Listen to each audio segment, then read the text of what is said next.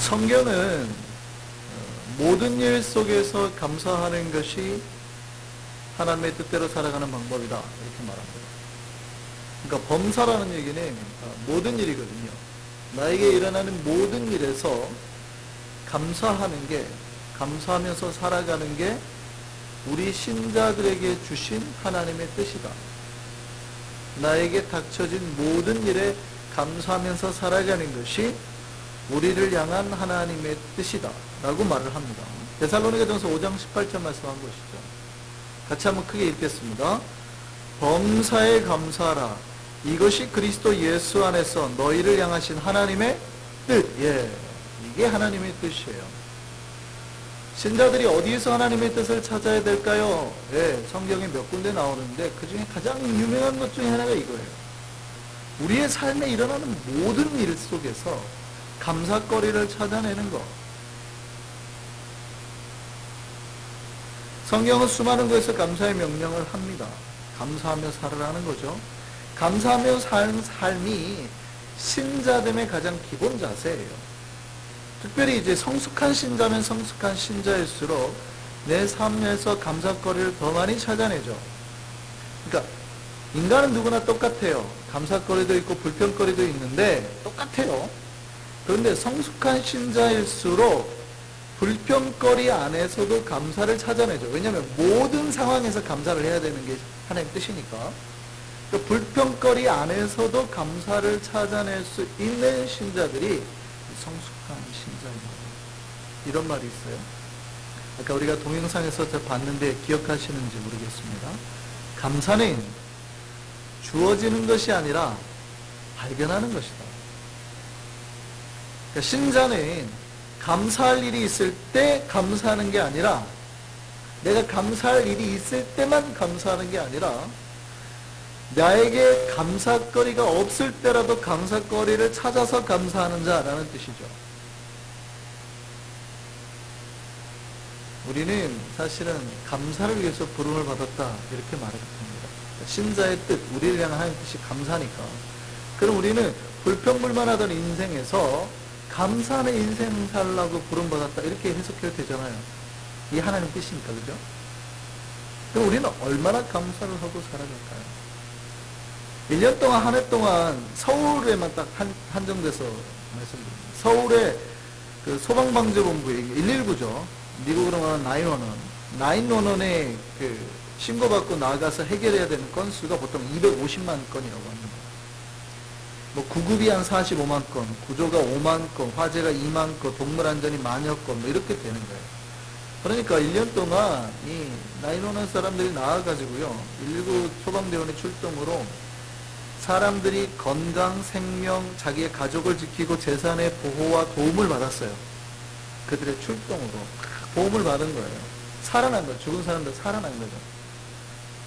그런데 그들 중에서 이 자기를 살려줬다고 감사하는 사람은 한 100명 중에 3명밖에 안 된다는 거예요.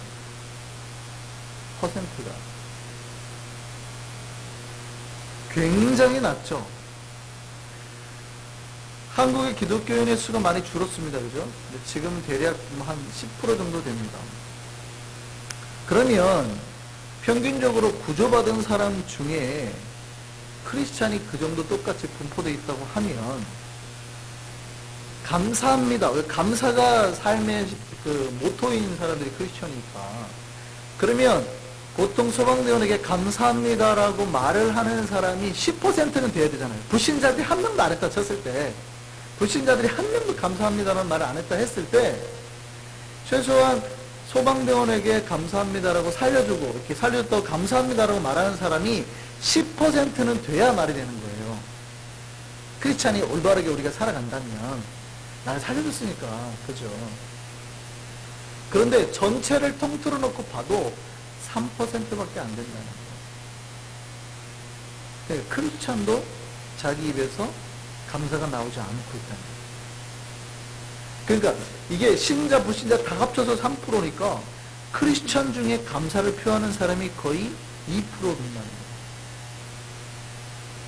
그러니까 10명 중에 2명 정도밖에 안 되는 거예요. 감사하면서 사는 사람이 전체 크리스천 중에 따지면 20% 정도밖에 안 되는 거예요.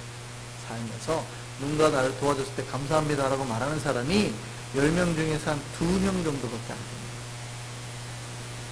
그만큼 신자들이 감사를 잃어버리고 있어요. 어느 현대가 어느 정도로 심하냐면, 오늘날 현대 크리스천들이 어느 정도로 심하냐면 예수님 당시보다 더 심해요. 예수님 당시에는요, 우리가 기본적으로 성경 배경을 이해할 때 90% 사람이 가난했습니다.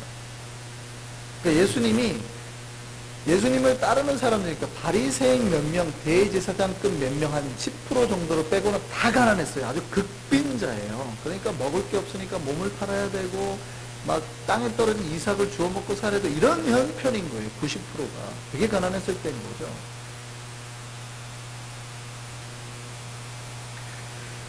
아주 극심한 가난에 시달렸습니다. 그런데 오늘날을 생각해보면요, 그래도 전체적인 수준은 굉장히 풍성해진 거거든요. 그 시대에 비하면 굉장히 풍성해졌잖아요, 오늘날. 그러면 누가 더 감사를 많이 할까요? 현대인들이요? 아닙니다. 누가복음 17장을 보면 이런 사건이 하나 나옵니다. 예수님께서 문둥병자, 사실은 문둥병자라면 안 돼요. 한생식병이라 하는 게 좋은데, 우리가 쉽게 성경에서 기록된 쉽게 나병 환자라고 되어 있는데, 그 문둥병자 10명을 고쳐준 사건이 나옵니다. 문둥병자는 항상 사람들이 자기에게 다가오면 안 돼요. 제가 지난번에 혈루병 걸린 여인에서 설교할 때 제가 잠깐 말했는데, 문둥병자는 더 심해서 누군가가 나에게 다가오려고 하면 소리쳐야 돼요. 나는 부정합니다. 나는 부정합니다. 못 오게 해야 돼요. 나는 부정한 자입니다. 막 사람들이 있는데 막 소리쳐야 돼요. 못 오게. 이 사람은 그래서 이스라엘 사람들이 사는 진 바깥에 저기 버림받아서 살았어요. 그러니까 인생이 버림받고 일도 할 수 없고요. 아주 극심한 가난과 병에 시달리는 사람이에요. 어떠한 관계도 되지 않는. 근데 그 사람들이 예수님을 만나서 고침을 받았어요. 제사장에 가서 확인받으랬더니 다 나은 거예요. 그러니까 인생이 완전 뒤바뀌어진 거예요. 가족도 만날 수 있죠. 일도 할 수 있게 됐죠. 완전히 자기 인생이 확 바뀐 거예요. 얼마나 감사할까요? 그중 몇 퍼센트가 감사했을까요? 나중에 예수님 앞에 감사하다 돌아온 사람이 딱 한 명밖에 없어요. 한 명. 예수님 그러죠. 나머지 9은 다 어디 갔니? 라고 묻습니다. 그들의 입에서 도대체 감사가 어디로 갔느냐 그 질문이거든요. 근데 생각을 해보세요. 우리는 욕할 수 있습니다. 참 은혜도 모르는 사람들 쉽게 욕합니다. 그렇게까지 고쳐졌는데 돌아와서 예수님한테 감사합니다는 말 한마디 할 줄 모릅니다. 그러니까 생각해보세요. 예수님께 치료받은 문둥병자 중에서 감사한 사람이 10%예요. 오늘날에는요, 믿는 자든 안 믿는 자든 전체 따져서요, 아니죠, 아까 20%라고 하면 3%밖에 안 되니까 20%가 아니네요, 그죠? 100명 중에 3명 꼴이니까 2%인 거죠. 불신자 빼고 나면 대략 한 2%도 안 되는 거죠. 20%가 맞거든요. 10명 중에 1명이니까. 그만큼 현대인들에게는 완전 감사가 사라지고 있다 이 말이에요.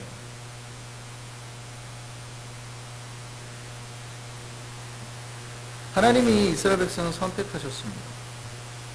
이스라엘 백성은요, 우리는 그렇게 생각합니다. 유대인들이 대단한 민족이라 하나님이 선택하셨구나라고 생각합니다. 근데 성경은 정반대로 말하죠. 하나님이 유대인을 선택한 것은 최악의 민족이었기 때문에 선택했습니다.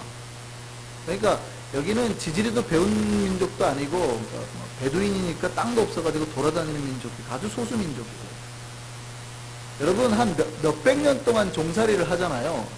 민족성이 그리고 인간성이 아주 나빠집니다. 그러니까 최악의 민족이에요, 유대인이.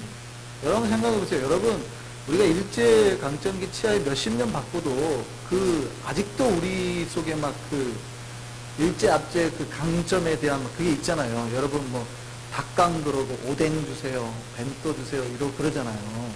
일본 말인데 스봉 좀 갖고 오라 이러잖아요. 요지 좀 줘라. 담아내기 어딨냐 이러고. 그래도 못 알아들으세요? 아시바, 시마이, 오늘은 그만 시마이 이러잖아요. 게다가 일본 잔재거든요. 30년 정도, 35년 정도의 치아를 다닌 그 정도인데, 예를 들어서 이집트에서 400년간 종살이를 했다고 해보세요. 이건 민족성 자체가 없고 아예 그냥 굉장히 강팍한 노예의 근성이 찌들린 민족이에요. 나라도 없잖아요. 땅도 없어요.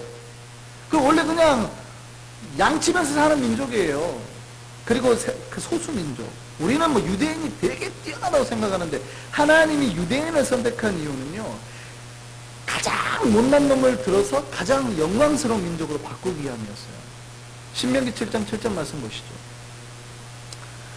여호와께서 너희를 기뻐하시고 너희를 택하심은 너희가 다른 민족보다 수요가 많기 때문이 아니라 너희는 오히려 모든 민족 중에서 가장 적으니라. 니네가 제일 적고 숫자도 적고 못났다는 얘기예요. 하나님은 최강국인 영국이나 최고의 인구를 자랑하는 중국을 선택하지 않고 가장 별 볼 일 없는 한 민족을 선택하셨다 이 말이에요. 노예를 수백 년이나 한 그 노예 민족을, 나라도 없고 그러니까 민족적 자긍심도 없고, 그러니까 그런 사람들은요 불평불만이 어마어마하죠. 또 일 시키네. 진짜 불평불만이 어마어마해요. 그런 사람들을 택한 거예요. 그러니 여러분, 출애굽한 후 40년 동안 광야 생활을 보세요. 하나님이 매일 기적을 보여주죠. 아침에 나가면 만나가 내려오고 구름기둥 불기둥이 눈앞에 보이는데도 불평불만이 안 주면 모세를 죽이겠다고 그래. 저것들 죽여버리고 애굽으로 돌아가자. 종살이를 하자는 거예요. 우리가 애굽에서 얼마나 잘 먹고 잘 살았는데, 야 얘네 죽여버리고 모세와 아론 죽여버리고 돌아가자, 이런 말을 한단 말이죠. 왜 그래요? 수백 년 동안 노예 근성이, 그러니까 그런 사람들의 특징이 뭐예요? 불평이. 하나님은 이런 민족을 세계 최고의 민족으로 변화시키려는 계획을 세웠어요. 그 계획 중에 하나가 뭔지 압니까? 1년에 3번 절기를 주시고 그걸 지키게 한 겁니다. 그러니까 유대인 남자들은 의무적으로 하나님 앞에 1년에 3번은 나아가서 제사를 드려야 됐어요. 그 제사의 특징이 뭔지 아세요? 감사예요. 하나님 절대 빈손으로 나오지 말고 감사제물을 가지고 나와서 감사를 드리라는 거예요. 이 3가지 절기는 이스라엘의 농경 문화와 관계가 있습니다. 그러니까 내가 수확한 걸 가지고 나서 하나님께 감사를 하라고 합니다. 이 훈련을 받았습니다. 유대인들은 1년에 3번씩 의무적으로 명절을 지키면서 하나님께 감사를 했어요. 여러분, 노예 생활 하다 보면요, 노예살이 하다 보면 때에 맞춰서 생활하는 게 거의 불가능하죠. 그러니까 절기를 따라서 적절한 감사를 드리기가 어렵습니다. 그러니까 사실은 여러분 하루하루 먹고 살던 때 여러분 느끼는 감정이 뭐예요? 이런 절기가 왔냐, 뭐 가족의 결혼이 왔냐, 이런 거 쉽게 잊어먹잖아요. 크리스마스는 별로 그게 다가오지 않아요. 여러분 부활절에 얼마나 감사하고 크리스마스 감사해요. 별로 여러분 삶이 하루하루 그냥 힘들면 별로 그 절기가 왔는지도 모르는 거예요. 그냥 평일하고 똑같이 크게 다르지 않은 거예요. 그러니 하나님께 감사를 드린다는 게 불가능한 이야기죠. 하나님은 그 노예의 삶에서 벗어나는 방법으로 감사의 절기들을 만들어서 감사할 줄 아는 민족으로 바꿔놓은 겁니다. 그래서 유대인에게 1년 동안에 3번은 의무적으로 하나님 앞에 나와서 감사를 해야 되는 게 정말 큰 중요한 의식이 된 거죠. 감사는 그래서 1년 동안 하나님 앞에서 하나님께서 나를 지켜주셨다는 것을 깨닫는 자만이 드리는 거예요. 내 삶이 바쁘다고 생각하고 그냥 하루하루 살아가는 사람은 그 절기를 찾아서 감사할 수가 없어요. 의도적으로 그 절기를 지켜가면서 감사하기가 어렵다고요. 그러나 하나님께서 자기의 삶을 매일 지키시고 있다는 사실을 인지하는 사람은 감사할 수 있게 됩니다. 오늘 우리 추수감사절입니다. 여러분 삶의 분주함을 내려놓고 가장 첫 번째로 하나님 앞에 먼저 감사할 수 있는 저와 여러분 되기를 소망합니다. 여러분의 일터 속에서 오늘 일부러 이렇게 찾아오시고 꼭 예배를 드리겠다 오신 분들 잘하셨습니다. 감사합니다. 하나님께 드리는 그 감사 하나님 받으실 겁니다. 그런데 혹시 이렇게 말하는 사람이 있을 수도 있습니다. 목사님, 추수감사죠. 제가 추수한 거 가지고 나와서 감사하는 거 아닙니까? 그 얘기는 내가 걷어들이는 거 감사해서 드리는 거 아니냐 이 말이에요. 근데 목사님, 우리가 1년치를 걷어봤는데도 별로 없더라고요. 별로 수확한 게 없어요. 뭘 가지고 하나님 앞에 감사드립니까? 라고 말하실 분 혹시 있을지 모르겠습니다. 근데 여러분, 이 땡스기빙 데이의 기원이 언제인 줄 아세요? 물론 성경에 나오는 그 감사절기에도 근거를 합니다. 그럼에도 불구하고 정확한 그는 추수감사절의 기원은 우리 청교도들이, 개신교 청교도들이 미국에 처음 도착해서 그 1년 동안의 고난을 지난 후에 농사 지은 것으로 하나님 앞에 드린 겁니다. 그리고 1년 만에 하나님 앞에 드립니다.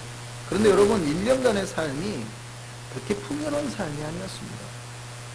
여러분, 1년을 지나갔더니요, 도착했던 사람 중에서 절반이 죽어버린 거예요. 여러분, 우리가 1년을 지났는데 1년 동안 여기 있는 사람이 절반이 죽었다고 보세요. 여러분, 그 사람들 영혼이 어떨까요? 거의 피폐해버리는 거예요. 거기에 내 아들도 있고 내 딸도 있고 내 부모, 형제, 가족이 있단 말이에요. 절반이 죽어나갔어요. 그들에게 뭐 감사가 있어요? 여러분, 이 자리에 앉은 사람이 내년에 딱 이 자리가 됐는데 절반이 죽어있다고 생각해보세요. 그들의 입술에 감사가 나와요? 그런데도 하나님을 기억하고 하나님께서 베풀어 주신 모든 것에 감사한다고. 여러분 농사 지어보시면 모르겠는데 첫 농사 지으면 그렇게 수확물이 크지 않아요. 기술이 없으니까, 노하우가 없으니까. 근데 그 걷어들인 조그만 걸 가지고 와서 감사하다고 하는 거예요. 그게 땡스기빙이에요.